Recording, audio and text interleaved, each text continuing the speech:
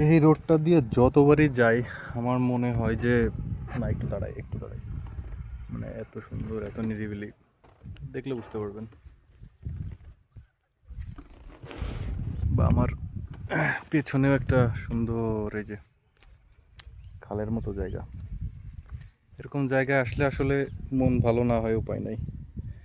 মন এমনিতেই ভালো, তারপরে খুব বেশি ভালো লাগে আর কি যখন এইসব জায়গাতে আসি।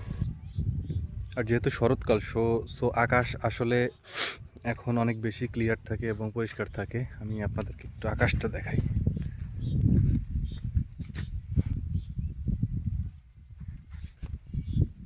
Just পরিবেশটা দেখেন। ওই ঢাকা শহরে বেরোইলেই যেমন মানে টাকা খরচ হয়, বাট এখানে আসলে ফ্রিতে এই জিনিসগুলো উপভোগ করা যায়, যেটা আসলে ঢাকা শহরে পসিবল না।